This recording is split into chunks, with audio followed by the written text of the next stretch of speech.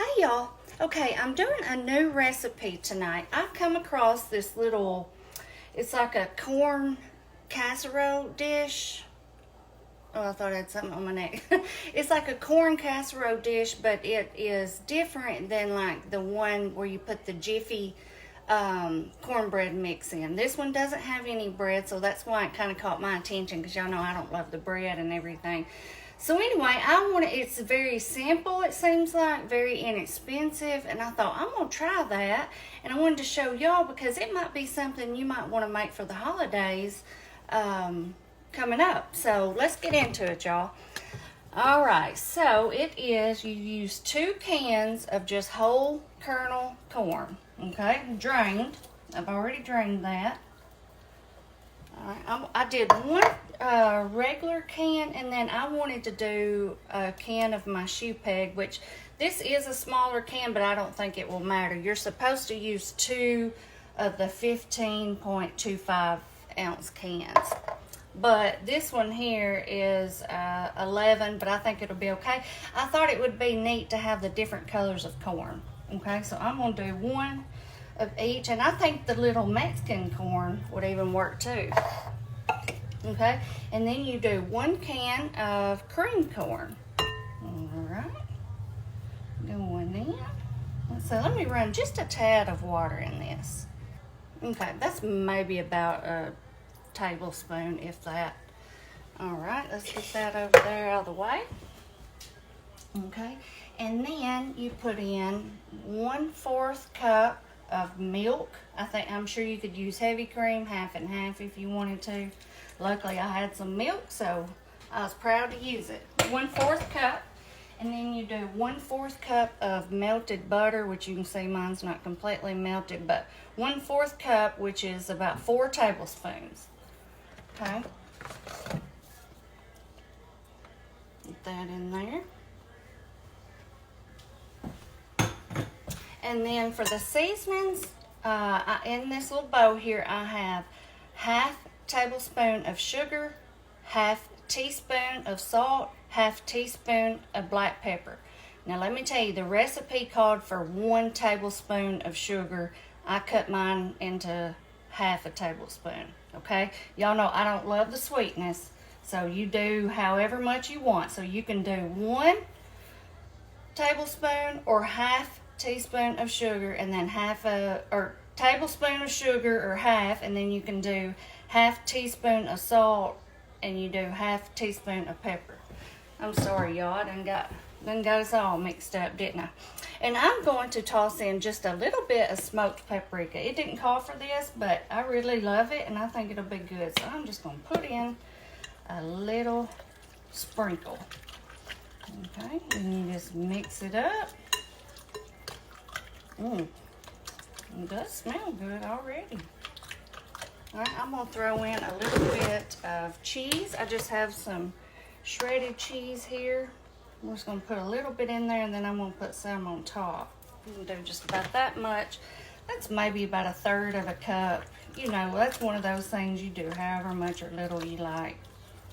Okay, and then the last thing here, I have 8 ounces of cream cheese, and it says to cut this up in little cubes and toss it in like that, and then gently just fold it around, and kind of basically the way I understood it is you want to leave them in the little pieces a little bit. Okay, so that's why I'm doing it like this. That's why I'm putting it in, to kind of try to separate all of them. Because I'm guessing whenever it cooks, it's going to kind of melt out, but there's still going to be like some little pieces of it in there. I don't know. We will see.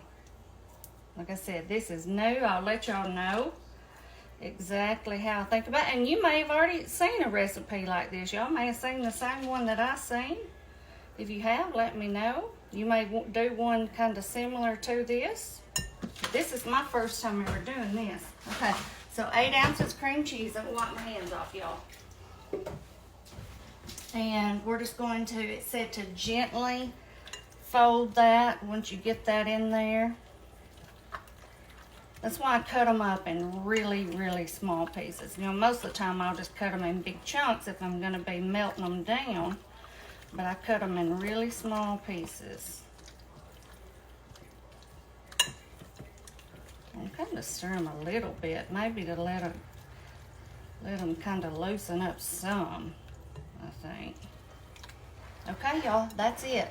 That is how it looks. Let me get y'all up here closer. This is what it looks like. Just like this. And then it said to grease your dish. I don't know what size I'm using here. What is this? This is an 8 by 11. And of course, I still don't have any spray, so I just rubbed a little bit of butter around in it, and that works just fine. But I think this amount's going to be perfect for this pan. Okay. Yep, that is perfect. Okay, let me get this over here. And I'm just going to spread it out. But if this is good, y'all, this would be the perfect little holiday dinner. Just a way to kind of spice up your corn dish if you normally just do regular corn. It'd be great. Okay, got that. And then we're going to do, let me get y'all up here so y'all can see. We're going to do a little bit more cheese. Oh yeah, and I have my oven preheated on 350. Not too much cheese. I don't feel like corn should be really, really cheesy. But I don't know. This is new, so I'm going with it. Alright, some cheese. And then I'm going to put some of these bacon bits on there. It didn't call for this, but I think it would be good. I mean, if you had real bacon, of course, that would be good too. But this is just those real bacon bits. I'm going to put just a little on top. And then something else I want to do is some of these green onions. Okay? So I'm just going to cut some of those up, go on top. But it said to cook it on 350, uncovered. I think it said maybe 25 to 30 minutes. I don't know. I'll keep a check on it, and I'll let y'all know for sure whenever I come back. So this is 2 green onions that I'm doing. I'm going to do the whole thing. I think it'll be good on there. Now, if you don't like green onions, of course, you can leave this part out. Okay, that looks good to me. What do y'all think? Okay, I'm going to pop it in the oven, 350, and I'll come back and we'll see what we got. Okay, look at our little corn casserole, y'all. It smells good. It looks good. I'm just going to let it sit here and rest for a few minutes. It's just, you know, of course, crazy hot. But I cooked it on 350 for 30 minutes. Exactly 30 minutes. And I'll be back and we'll do the taste test. Okay, y'all. I have me some out here, as you can see. And you can see it's kind of a thin consistency, kind of like your cream corn. You know how your cream corn is. You put it on your plate and it just runs everywhere. Now, if y'all notice, I don't cook corn a whole lot. I use it in a few dishes, but I don't cook it that much. But now, Kanan loved corn, so I used to cook it all the time for him, and I would eat some too whenever I made it.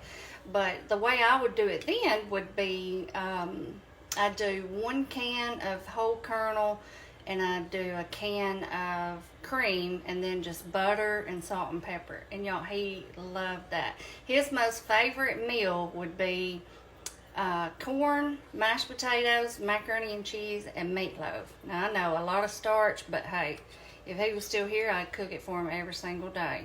That's what he wanted. And actually, I'm fixing to make me a meatloaf. I can't make a meatloaf and not think about him. To be a kid, he absolutely loved meatloaf. It was just so strange. Anyway, so I'm going to taste this. And you can see there, like when I say it's runny, like where I got some out, you can't even tell because it's just run back down here.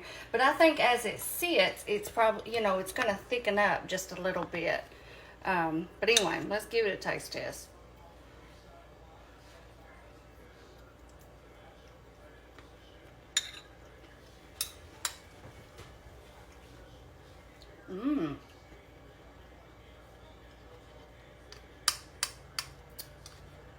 I like that. I really, really do.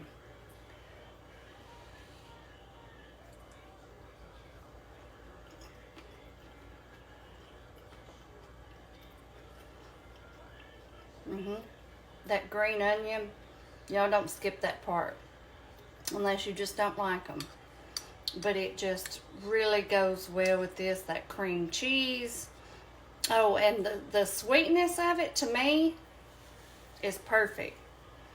I can taste the sweetness. I think you should still stick with the 1.5 tablespoon like I did instead of doing the other. But now you can, but just maybe everything's done, or you can taste it before you even put it in the dish, because you know there's nothing raw in there. So maybe taste it with the 1/2 tablespoon and see before you cook it, because I think it would be too sweet with the whole tablespoon. I really do.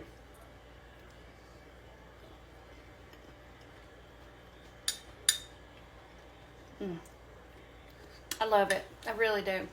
This is a great little corn dish, and I can already tell, like even here in my plate, it's kind of thickening up, so I think it will thicken up as it sits for a while. This is just a perfect way to jazz up your little corn dish for a gathering or a holiday. I love it. I think everybody else will too. Y'all try this. And let me know what you think. It's just something different. I'm glad I come across it. I had seen it a time or two, and I was like, oh, that sounds good. And then I kept going back to it, and I was like, you know what? I'm going to make that. Anyway, and I was trying to decide what I wanted to make just to eat today.